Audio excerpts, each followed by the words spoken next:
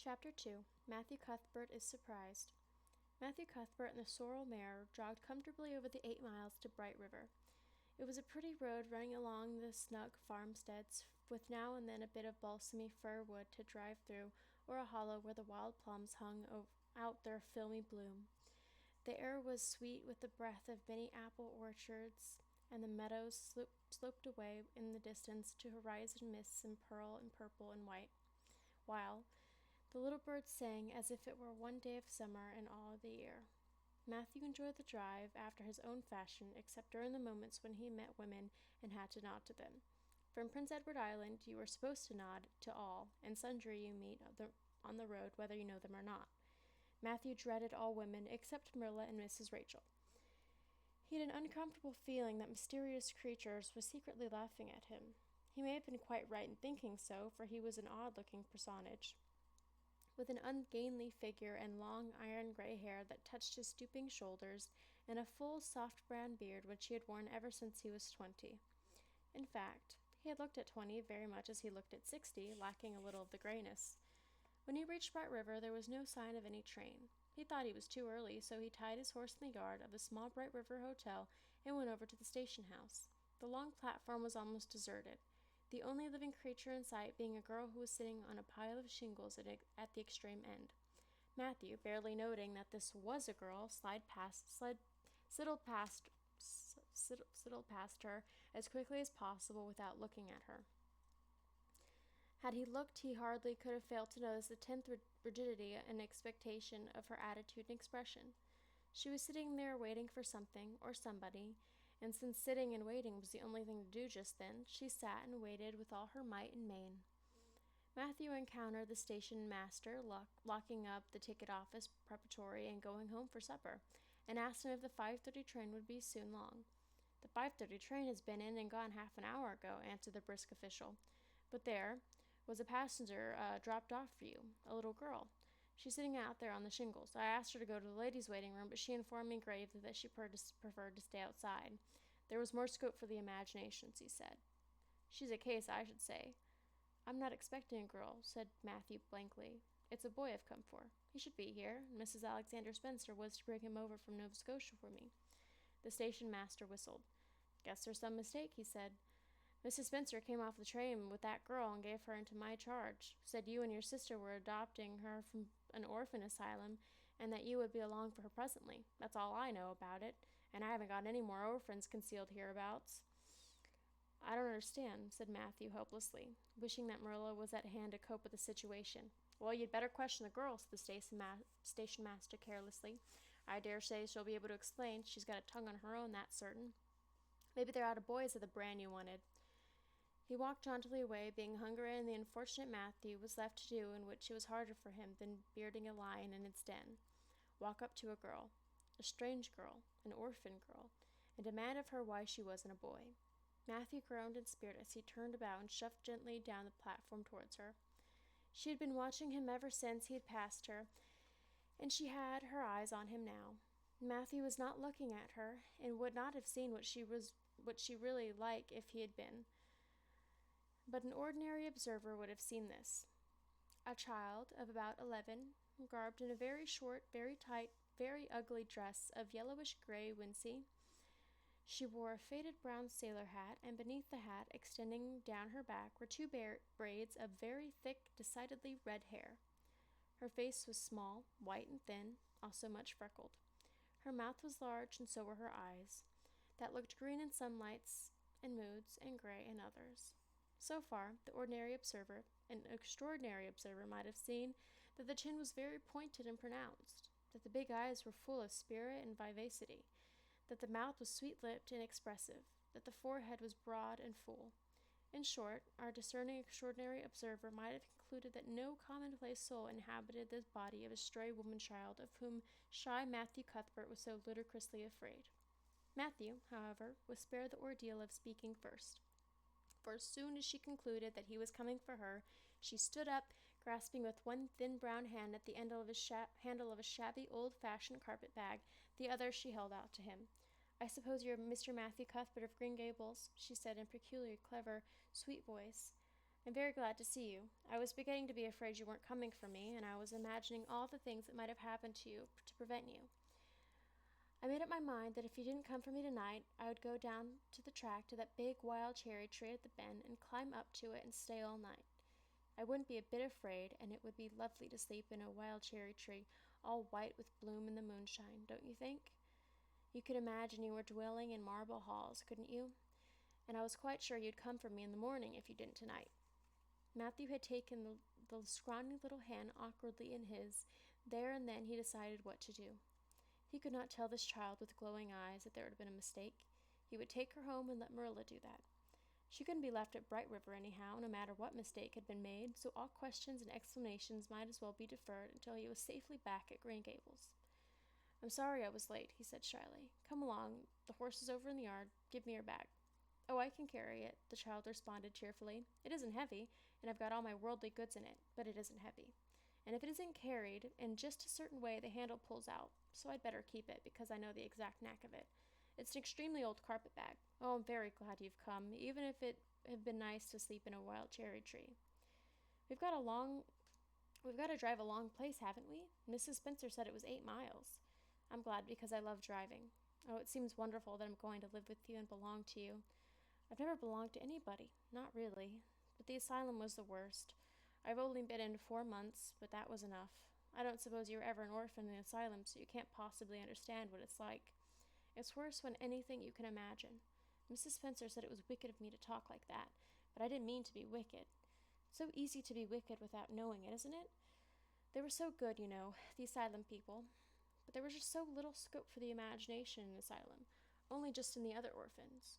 It was pretty interesting to imagine things about them, to imagine that perhaps the girl who sat next to you was really the daughter of a belted earl who had been stolen away from her parents in her infancy by a cruel nurse who died before she could confess.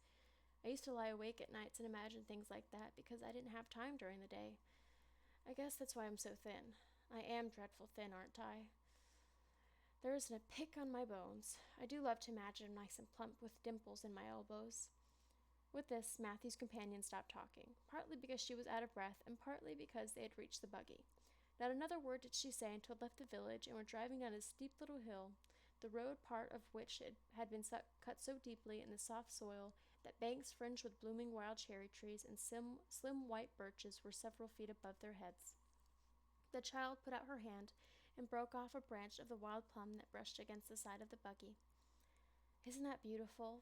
What did that tree leaning out from the bank, all white and lacy, make you think of? She asked. Well, now, I don't know, said Matthew. Why, a bride, of course. A bride in all white with a lovely misty veil. I've never seen one, but I can imagine what she would look like. I don't ever want to be a bride myself. I'm so homely nobody would ever want to marry me, unless it might be for a foreign missionary. I suppose a foreign missionary might be very particular, but I do hope that someday I shall have a white dress. That is my highest ideal of earthly bliss. I just love pretty clothes, and I've never had a pretty dress in my life that I can remember. But of course, it's all the more to look forward to, isn't it? And then I can imagine that I'm dressed gorgeously. This morning, when I left the asylum, I felt ashamed because all I had to wear was this horrible old wincey dress. All the orphans had to wear them, you know. A merchant in Hopetown last winter donated 300 yards of wincey to the asylum. Some people said it was because he couldn't sell it, but I rather believe it is out of the kindness of his heart, wouldn't you? When we got on the train, I felt as everybody must be looking at me and pitying me. But I just went to work and imagined that I had on the most beautiful pale blue silk dress. Because when you are imagining, you might as well imagine something worthwhile. And a big hat and flowers and nodding plumes and a gold watch and kid gloves and boots. I felt cheered up right away and I enjoyed my trip to the island with all my might. I wasn't a bit sick coming over the boat. Neither was Mrs. Spencer, though she generally is. She said she hadn't time to get sick, watching to see that I didn't fall overboard. She said she never saw the beat of me for prowling about. But if it kept her from being seasick, it's a mercy I did prowl, isn't it? And I wanted to see everything that was to be seen on the boat because I didn't know whether I'd have an opportunity. Oh, there's a lot more cherry trees in this bloom. This island is the bloomiest place. I love it already, and I'm so glad I'm going to live here.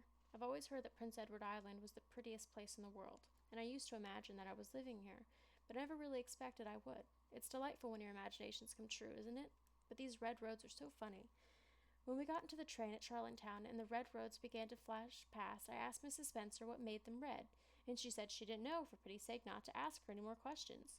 She said I must have asked her 1,000 already. I suppose I had too, but how are you going to find out things if you didn't ask questions? And what does make the roads red? Well, now, I don't know, said Matthew. Well, that's one of the things to find out sometime. Isn't it splendid to think about all the things there are to find out about? It just makes me feel glad to be alive. It's such an interesting world. It wouldn't be half so interesting if we knew about everything, wouldn't it? There'd be no scope for the imagination then, wouldn't there? But am I talking too much? People are always telling me I do. Would you rather I didn't talk? If you say so, I'll stop. I can stop when I make up my mind to do it, although it's difficult. Matthew, much to his own surprise, was enjoying himself. Like most quiet folk, he liked talkative people when they were willing to do the talking themselves and did not expect him to keep up his end of it. But he never expected to enjoy the society of a little girl. Women were bad enough in all conscience, but little girls were worse. He detested the way they had sidling past him timidly with sideways glances, as if they expected him to gobble them up in a mouthful if they ventured to say a word. This was the Avonlea type of a well-bred little girl. But this freckled witch was very different. Although he found her rather difficult for his slower intelligence to keep up with her brisk mental processes, he thought that he kind of liked her chatter. So he said, as shyly as usual, "Oh, you can talk as much as you like. I don't mind." "Oh, I'm glad. I know you and I are going to get together fine. It's such a relief to talk when one wants to own the other and not be told that children should be seen and not heard. I'd had that said to me a million times if I had once, and people laugh at me because I use big words. But if you have big ideas, you have to use big words to express them, haven't you?" "Well, now, that seems reasonable," said Matthew. "Mrs. Spencer said that my tongue must be hung in the middle, but it isn't. It's firmly fastened at one end. Mrs. Spencer said that your place was named Green Gables. I asked her all about it, and she said that there were trees all around it. I was gladder than ever. I just love trees. And if there weren't any at all about the asylum, only a few poor weeny teeny things out of front of a little whitewashed cagey things about them. They looked just like orphans themselves, those trees. It used to make me want to cry to look at them.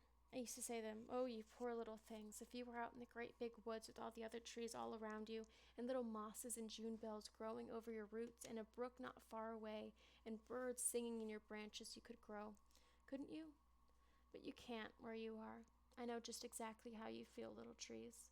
I feel sorry to leave them behind this morning. You do get so attached to things like that, don't you? Is there a brook anywhere near Green Gables? I forgot to ask Mrs. Spencer that." "Well, now, yes, there's one right below the house." "Fancy! It's always been one of my dreams to live near a brook. I never expected I would, though. Dreams don't often come true, do they? Wouldn't it be nice if they did? No, but now, I just feel perfectly happy. Pretty nearly perfectly happy. I can't feel exactly perfectly happy because, well, what color would you call this?" She twitched one of her long glossy braids over her thin shoulder and held it up before Matthew's eyes. Matthew was not used to deciding on the tints of ladies' tresses, but in this case there couldn't be much doubt. "That's red, ain't it?" he said. The girl let the braid drop with a sigh that seemed to come from her very toes and to exhale forth all the shadows of the ages. "Yes, it's red," she said resignedly. "Now you could see why I can't be perfectly happy. Nobody could who had red hair. I don't mind the other things so much, the freckles, the green eyes, and my skinniness. I can imagine them away. I can imagine that I have a beautiful rose-leaf complexion and lovely starry violet eyes. But I cannot imagine that red hair away. I do my best. I think to myself, now, my hair is a glorious black, black as a raven's wing, but all the time I know it's just plain red, and it breaks my heart. It'll be my lifelong sorrow. I read of a girl once in a novel who had a lifelong sorrow, but it wasn't red hair. Her hair was pure gold rippling back from her alabaster brow. What is an alabaster brow? I never could find out. Could you tell me?" "Well, now, I'm afraid I can't," said Matthew, who was getting a little dizzy. He felt as he had once felt in his rash youth when another boy had enticed him on the merry-go-round at a picnic. Well, whatever it was must have been something nice, because she was divinely beautiful. Have you ever imagined what it must feel like to be divinely beautiful?" "Well, now, no, I haven't," confessed Matthew ingenuously. "I have, often. Which would you rather be if you had the choice? Divinely beautiful or dazzling clever? Or angelically good?" Well, now, I don't know exactly. Neither do I. I can never decide. But it doesn't make much real difference, for it isn't likely I'll ever be either. It's certain I'll never be angelically good. Mrs. Spencer says, "Oh, Mr. Cuthbert, oh, Mr. Cuthbert, oh, Mr. Cuthbert." That was not what Mrs. Spencer had said. Neither had the child tumbled out of the buggy, nor had Matthew done anything astonishing. They had simply rounded a curve in the road and found themselves in the avenue. The avenue was so called by the Newbridge people, was a stretch of 400 or 500 yards long, completely arched over a huge wide-spreading apple trees planted years ago by an eccentric old farmer. Overhead was one long canopy of snowy, fragrant bloom. Below, the bows of air was full of purple twilight, and far ahead a glimpse of painted sunset. Sky shone like a great rose window at the end of a cathedral aisle. Its beauty seemed to strike the child dumb. She leaned back in the buggy, her thin hands clasped before her, her lips lifted rapturously to the white splendor above. Even when they had passed out and were driving down the long slope to Newbridge, she never moved or spoke. Still, with a rapt face, she gazed afar into the sunset west, with eyes that saw visions trooping splendidly across the glowing background. Through Newbridge, a bustling little village where dogs barked at them and small boys hooted, and curious faces peered from the windows, they drove, still in silence. When 3 more miles had dropped away behind them, the child had not spoken. She could keep silence, it was evident, as energetically she talked.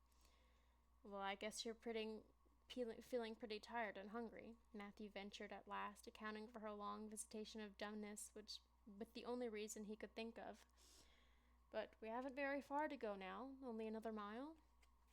She came out of her reverie with a deep sigh and looked at him with her dreamy gaze of a soul that had been wandering afar, star-led. "Oh, Mr. Cuthbert," she whispered, "that place we came through, that white place, what was it?" "Well, now, you must mean the avenue," said Matthew, after a few moments' profound reflection. "It is kind of a pretty place." "Pretty? Oh, pretty doesn't seem the right word to use. Nor beautiful either. They don't go far enough. Oh, it was wonderful. Wonderful. It's the first thing I ever saw that couldn't be improved upon by imagination. It just satisfied me here." She put one hand on her breast. It made a queer, funny ache, and yet it was a pleasant ache. "Did you ever have an ache like that, Mr. Cuthbert?"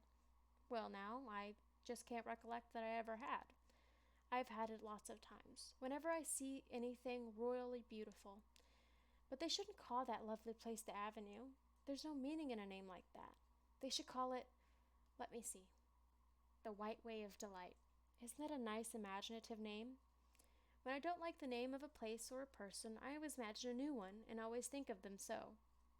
There was a girl at the asylum whose name was Hepzibah Jenkins, but I always imagined her as Rosalia DeVere. Other people may call the place the Avenue, but I shall always call it the White Way of Delight.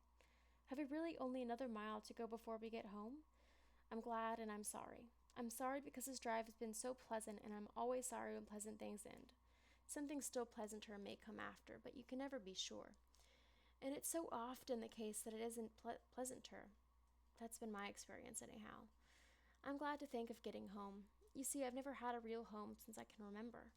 It gives me that pleasant ache again just to think of coming to a really, truly home. Oh, isn't that pretty? They had driven over a crest of a hill. Below them was a pond, looking almost like a river, so long and winding to it.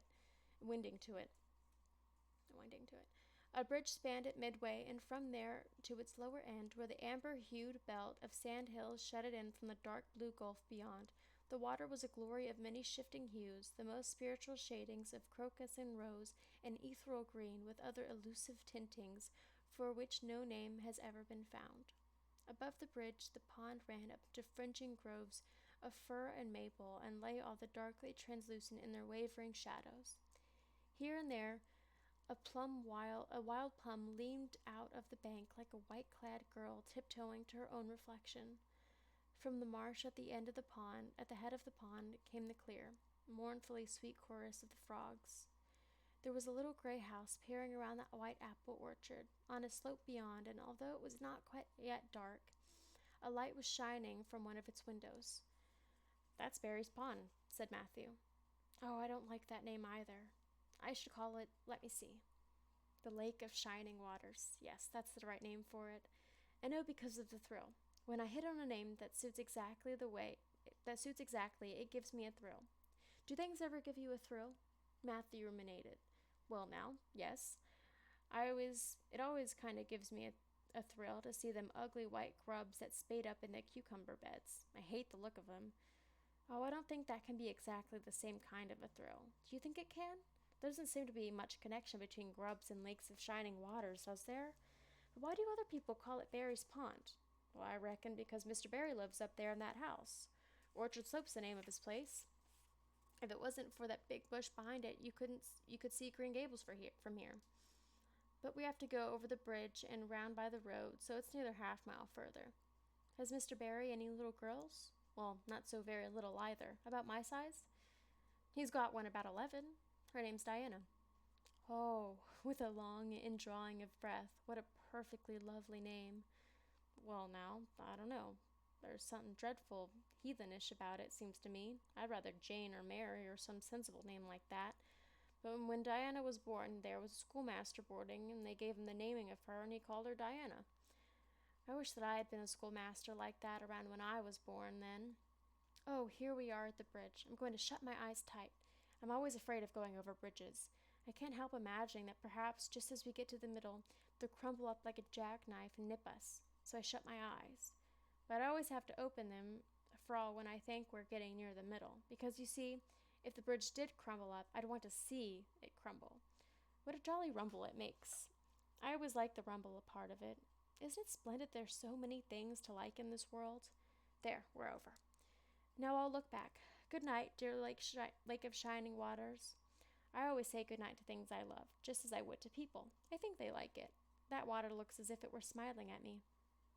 When they had driven up to the further hill and around the corner, Matthew said, "We're pretty near home now. That's Green Gables over—" "Oh, don't tell me," she interrupted breathlessly, catching at this partially raised arm and shutting her eyes that she might not see his gesture. "Let me guess. I'm sure I'll guess it right." She opened her eyes and looked about her. They were on the crest of a hill. The sun had set some time ago, but the landscape was still clear in the mellow afterlight. To the west, a dark church spire rose up against a marigold sky. Below was a little valley, and beyond a long, gently rising slope was a snug farmstead scattered along it. From one to another the child's eyes darted, eager and wistful. At last they lingered on one way to the left, far back from the road, dimly white with blossoming trees in the twilight of the surrounding woods. Over it, in the stainless southwest sky, a great crystal white star was shining like a lamp of guidance and promise. "That's it, isn't it?" she said, pointing. Matthew slapped on the reins on the sorrel's back delightedly. "Well, now, you've guessed it. But I reckon Mrs. Spencer described it so's you can tell." "No, she didn't. Really, she didn't. All she said might as just well have been about most of these other places. I hadn't any real idea of what it looked like, but as soon as I saw it, I felt like it was home. Oh, it seems as if I must be in a dream. Do you know, my arm must be black and blue from the elbow up for the times I've pinched myself so many times today. Every little while a horrible sickening feeling would come over me, and I'd be so afraid it was all a dream. Then I would pinch myself to see if it was real, until suddenly I remembered that even supposing it was only a dream, I'd better go on dreaming as long as I could, so I stopped pinching. But it is real, and we're nearly home." With a sigh of rapture, she relapsed into silence. Matthew stirred uneasily. He felt glad that it would be Marilla and not he who would have to tell this waif of the world that the home she longed for was not hers after all. They drove over Lynn's Hollow, where it was already quite dark, but not so dark that Mrs. Rachel could not see them from her window vantage, and up by the hill into the long lane of Green Gables. By the time they arrived at the house, Matthew was shrinking from the approaching revelation with an energy he did not understand. It was not of Marilla or himself he was thinking of the trouble of this mistake was probably going to make for them, but of the child's disappointment. When he had thought of the rapt light being quenched in her eyes, He had an uncomfortable feeling that he was going to assist in murdering something, much the same feeling that came over him when he had to kill a lamb or a calf or any other innocent little creature. The yard was quite dark as they turned into it, and the poplar leaves were rustling silkily around it. "Listen to the trees talking in their sleep," she whispered, as he lifted her to the ground. "What nice dreams they must have." Then, holding tightly to the carpet bag which contained all her worldly goods, she followed him into the house.